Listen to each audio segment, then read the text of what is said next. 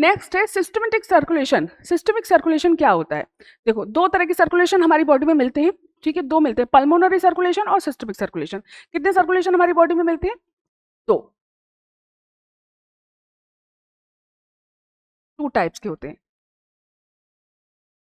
पहला होता है पल्मोनरी सर्कुलेशन और दूसरा होता है आपका सिस्टमिक सर्कुलेशन।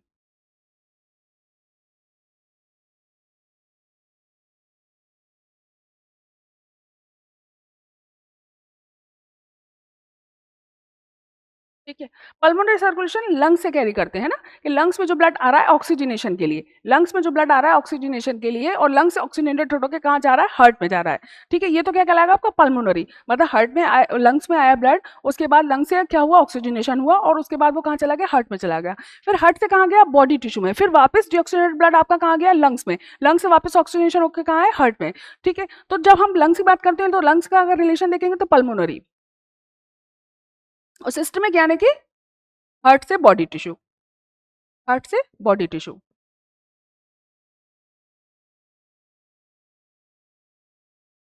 बॉडी टिश्यू, तो दो तरह के सर्कुलेशन हमारे में देखने मिलते हैं। तो सिस्टमिक सर्कुलेशन कौन सा हो गया? हार्ट से बॉडी टिश्यू में।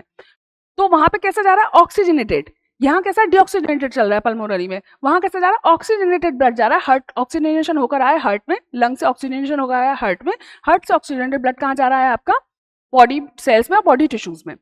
अब सिस्टमिक सर्कुलेशन उन्होंने पूछा है तो उसमें लिखा है provides nutrient O2 and other essential substance to the tissue, takes CO2 and other harmful substance away for elimination, carries blood from heart to lungs. Heart to lungs तो जाएगा ही नहीं, हार्ट टू कहाँ जा रहा है? Body tissue. हम जैसे लिख रहे हैं कि हार्ट से कहाँ जा रहा है? बॉडी टिश्यू में जा रहा है। ठीक है, अब प्रोवाइड्स न्यूट्रिएंट्स, क्या कि वो न्यूट्रिएंट्स जो ऑक्सीजनेटेड ब्लड आ रहा है वो क्या करेगा? प्रोवाइड्स करेगा nutrients O2 and other essential substance to the tissue.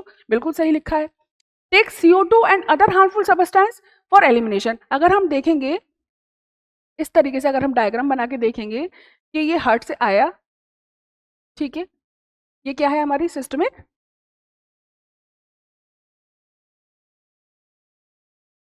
When, यहाँ से जाएगा और यहाँ से कहाँ लेके जाएगा? आपकी इस तरीके से वापस डीऑक्सीजनेटेड ब्लड को वापस ले जाएगा। मतलब यहाँ से ऑक्सीजनेटेड आ रहा है, यहाँ से ऑक्सीजनेटेड आएगा और यहाँ से कैसा? डीऑक्सीजनेटेड।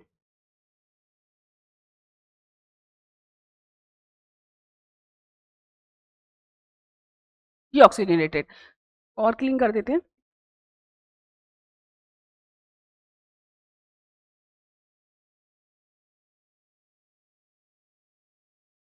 सिस्टमिक आर्टरी,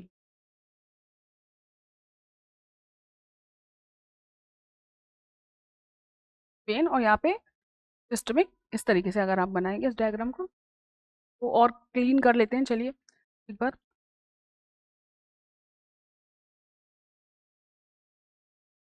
केवल हार्ट से दिखाना है, ठीक है। तो हम कैसे दिखा सकते हैं इसको? ये हार्ट है, ठीक है, इससे इस तरीके से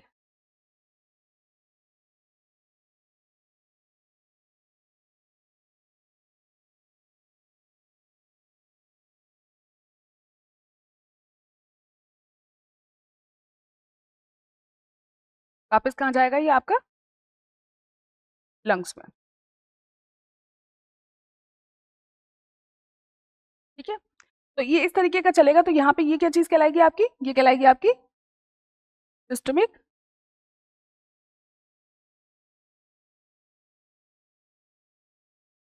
वेन, और यहाँ पे सिस्टमिक आर्टरी।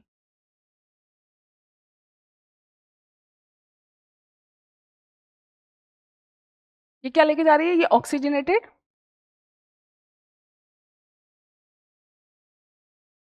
और यहाँ पे ये डीऑक्सीजनेटेड,